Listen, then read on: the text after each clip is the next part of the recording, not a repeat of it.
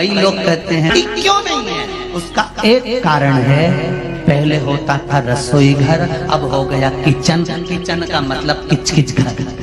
रसोई घर और किचन में अंतर है। रसोई घर में रोज भोजन के बाद में पोछा लगता था, या भोजन बनने से पहले सवेरे माताएं एक कपड़ा गीला कर कर पोता लगाती थी, उसके बाद में चूल्हा जलाती थी। आज के जमाने में तो बिना नहाए बिना मुख धोए, भले तुम बिना नहाए तुम अपनी जगह पर हो गए, हो सकता है तुम्हारी नींद ना खुलती हो, लेट खुलती हो, पर जब भी रसोई घर में चाय की ठंडी चढ़ाओ, चाहे तुम चाय बनाओ, सबसे पहले अगर गैस चालू कर रहे हो, अग्नि को प्रकट कर रहे हो, रसोई घर में भोजन बना रहे हो, तो पहले उस रसोई घर में भोजन से 3 दोष उत्पन्न होते हैं। उस 3 दोष को मिटाने के लिए पहले एक कपड़ा गीला कर कर, भले पत्थर क्यों ना है, उसको पोंछ देना चाहिए, तो 3 दोष समाप्त हो जाते हैं। घर में से क्लेश अशांति समाप्त हो जाती है। भोजन में 3 दोष होते हैं। पहला जाति दोष, दूसरा निमित्त दोष, तीसरा आश्रय दोष। कौन कौन से 3 दोष हैं?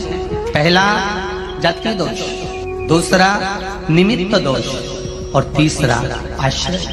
मतलब रसोई घर में जो तुमने भोजन निर्माण करा है, उसमें अगर कुछ गलत चीज बन गई है, कोई प्याज लहसुन का भोजन बन गया, या कोई आदि मांसाहार से जुड़ा हुआ भोजन बन गया है, तो वो दोष नहीं है। दूसरा, भोजन जो बनकर तैयार हुआ है, उस भोजन पर घर में 4-5 माताएं रहती है, तो कोई ना कोई रजस्वला होती ही रहती है। किसी ना किसी को रजो धर्म तो रहता है, कोई का कभी रजो धर्म आता है, कोई का कभी रजस्वला धर्म आता है, किसी का कभी रजस्वला धर्म आता है। तो भोजन जो बनकर रखा हुआ है या भोजन बन रहा होता है, उस भोजन पर रजो धर्म धारण करने वाली स्त्री की अगर दृष्टि पड़ रही है, या उसका कोई हाथ लग गया है उस भोजन बनते हुए वस्तु में, तो उसका दोष समाप्त हो जाए। तो दूसरे नंबर पर आता है निमित्त दोष, और तीसरा दोष आता है आश्रय दोष।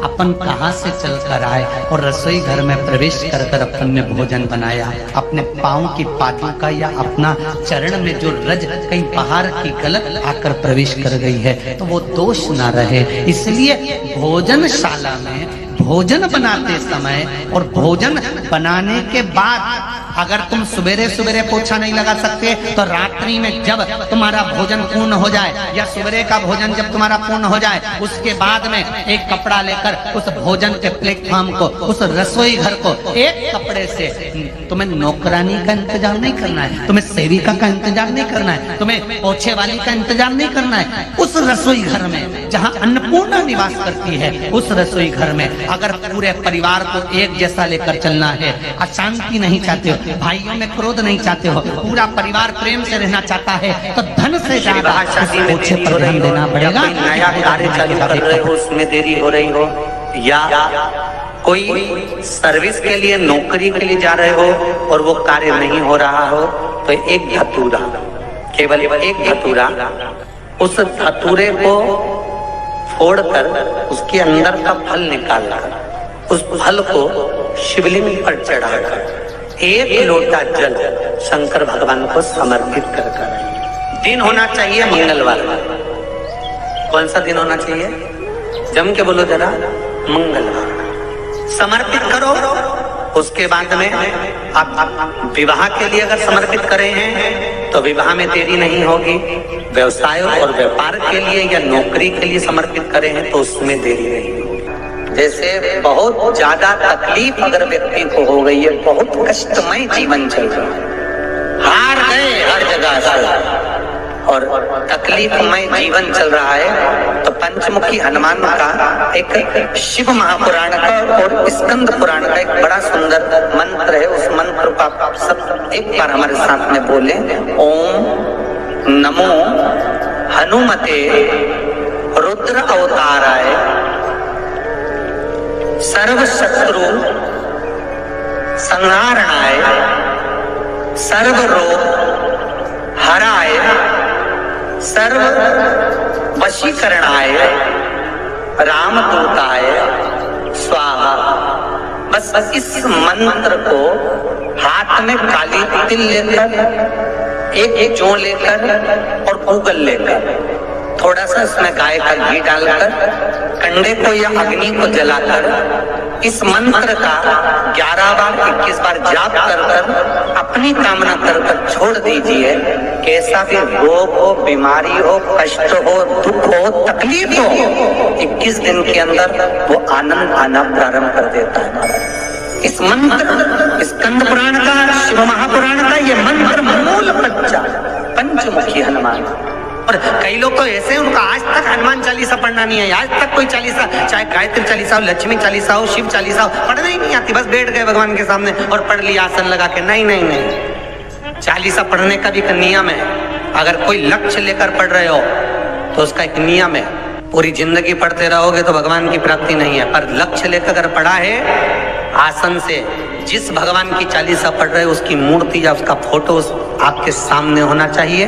एक घी का दिया, अगर हनुमान चालीसा पढ़ रहे हो तो या तो घी का दिया जलाओ, वो भी गाय के घी का हो, भैंस के घी का मत जलाना। हनुमान जी कभी प्रकट नहीं होंगे भैंस के घी से। घी का दिया लगाइए अगर चालीसा का पाठ कर रहे हो हनुमान जी का। और बहुत ज्यादा संकट है, बहुत ज्यादा परेशानी है तो हनुमान चालीसा का पाठ करो तो तिल्ली के तेल का दिया लगाओ, काली तिल के तेल का दिया, तिल का तेल का दिया हनुमान जी के सामने आसन बिछाकर।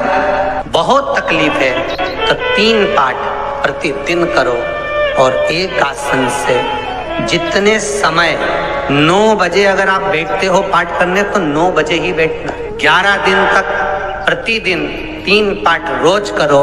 एक पानी का लोटा, कलश, तांबे का जल अर्थात तांबे का लोटा हो, स्टील का लोटा हो, तुम्हारे पास जो कलश हो उसमें जल भरकर, एक सिक्का उसमें पटक कर, एक लौंग पटक कर प्लेट से ढक कर रख दो और प्रतिदिन बस टाइम पर बैठकर पाठ करो।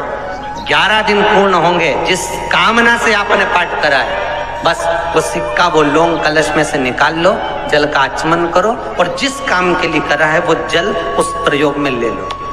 उस प्रयोग, किसी से बात करने जाना है तो वो जल पी कर जाइए, कोई से हाथ मिलाना है तो वो सिक्का, वो लौंग अपने हाथ में रखें। अब जब जीवन में कहीं समस्या खड़ी हो जाए, कहीं बहुत विकट समस्या है और कोई हल ना मिल रहा, तब जिस शिव मंदिर में आप आराधना करने जाते हो, पूजन करने जाते हो, अर्चना करने जाते हो, उस शिव मंदिर के पास में कहीं बेलपत्री का वृक्ष ढूंढो और उस बेलपत्री के वृक्ष के नीचे केवल आप जाकर एक मूंग का दाना या एक चावल, वहीं पर जो कंकर पड़ा हो उसी कंकर को शिव मानकर आप समर्पित कर कर लोटा भर के जल समर्पित कर दो।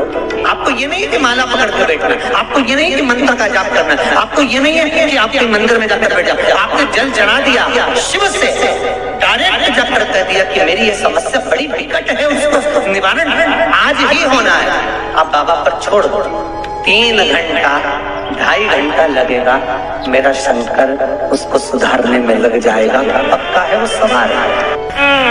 जैसे ये शिवलिंग है, ठीक है, और ये बेलपत्री को अपन ने शंकर जी पे चढ़ाया, इसी तरह चढ़ाते हो ना आप लोग, शिव जी पे चढ़ाया।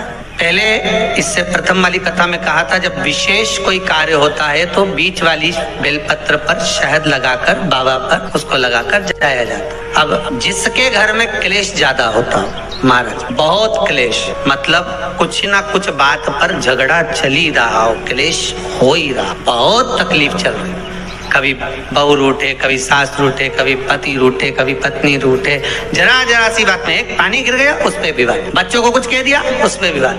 तो ये जो बेलपत्री की ये जो भाग होता है, इस बेलपत्री का जो डंडी का जो भाग होता है, इस भाग को, बेलपत्री के इस भाग को महाराज ऐसी कैसी बेलपत्र, बस ये भाग को बेलपत्री के वृक्ष के नीचे शहद लगाकर इस पत्ती पर ऐसे ही बेलपत्री की जड़ में उस भाग को लगाकर या रख के आ जाइए। केवल एक ही बार करना, कि तुम्हारे घर में कभी क्लेश नहीं हो सकता, ये पक्का है, झगड़ा होगा ही नहीं। हाँ, वो जानबूझ के झगड़ लो तो बात दूसरी है, किसी और वाला महाराज की बात झूठी करना है तो अपन तो झगड़ो, चाहे कुछ भी हो जाए। अब भाई कई लोग तो होते हैं विरोध में खड़े होने वाले, तो उनका मन, इनने किया अपन को नहीं करना, अपन को नहीं करना, तो अब कहीं का कह दे कि भाई अपन को तो अब घर में झगड़ा ही नहीं हो रही है, तो वो झगड़ा कराने के लिए मन में सोचे कि नहीं अपन तो झगड़ेंगे चाहे कुछ भी हो जाए। होता है कई बार ऐसा ऐसा मन में भाव जागृत हो जाता है कि भाई देखना पड़ेगा अपन को, प्रैक्टिकल तो करो। पर हम भी कहते हैं प्रैक्टिकल करो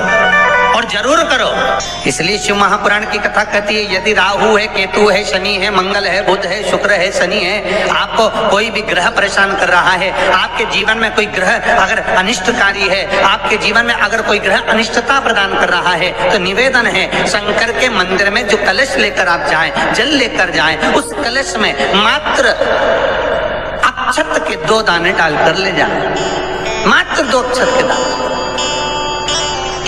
जैसे सूर्य नारायण को प्रसन्न करने के लिए अपन कुंकू डाल लेते हैं, हल्दी डाल लेते हैं जल में, या चने की दाल डाल लेते हैं जल के अंदर। सूर्य नारायण को प्रसन्न करने के लिए हमने चने की दाल डाली, कुंकू डाला, हल्दी डाली, और कभी कभी सूर्य नारायण भगवान से बहुत जरूरी काम है और वो कार्य हो ही नहीं रहा है, या तन पर कोई रोग हो गया है, तो उसको मिटाने के लिए कई बार हमने भगवान सूर्य को अर्घ देते समय सफेद फूल भी डाला है, कभी लाल फूल भी डाला है। उसी तरह भगवान शंकर से निवेदन करने के लिए, हमारी ग्रह दशा सुधारने के लिए जल के पात्र में 2 अक्षत के दाने, अक्षत भी पूर्ण अक्षत, पूर्ण अक्षत, खंडित नहीं, पूर्ण अक्षत भगवान शंकर को समर्पित कर। कई बार जिनकी चित्तवृत्ति, जिनका मन, जिनका विचार, जिनकी दृष्टि, जिनका भाव विद्या अध्ययन में नहीं लगता हो, मन उचिष्ट हो जाता हो, खेलने में ज्यादा लगता हो, बच्चे चिड़चिड़े हो जाते हो, या चित्तवृत्ति कैसे भी भगवान में लग नहीं रही हो, या आपका भी मन भगवान की सेवा में नहीं लगता हो, दौड़ दौड़ के वही व्हाट्सएप में चले जाए, मोबाइल में चले जाए, फेसबुक में चले जाए, यूट्यूब पर चले जाए, कहीं थोड़ी सी देर के लिए कथा सुनने का मन करे फिर मन भटक जाए, या पढ़ने का मन करे कि अब मैं पूरी शिवपुराण में भी घर में पढ़ूंगी, या मैं भागवत पढ़ूंगी, या मैं रामायण पढ़ूंगी, और 2 दिन तो लेके बैठी, तीसरे दिन से मन में फिर वो चिष्टपन आ गया कि काम बैठ गई, मैंने कहा नियम ले लिया। तो ये जो चित्तवृत्ति में आ जाता है, मन उचिष्ट हो जाना, चाहे विद्या से हो जाए बच्चों का, चाहे किसी कार्य से हो जाए, मन की उचिष्टता में। रुद्राक्ष बड़ा काम का, यहाँ रुद्राक्ष की मूलता, शहद में 9 मुखी रुद्राक्ष को डाल दिया जाता है शहद के अंदर, रात्रि भर उसको शहद में ही रखा दिया जाता है, और उस शहद को जब आप भगवान शंकर का स्नान कराने सवेरे के समय पर जल लेकर शिव जी के मंदिर जाती हो, तो सबसे पहले उस रुद्राक्ष को निकालकर शंकर जी की जो जलाधारी है उस पर रख दिया जाता है, और उस शहद को रुद्राक्ष। हेलो दोस्तों, श्री शिवाय नमस्तुभ्यम। हमारा वीडियो पसंद आए तो लाइक करें, शेयर करें एंड सब्सक्राइब करें। धन्यवाद।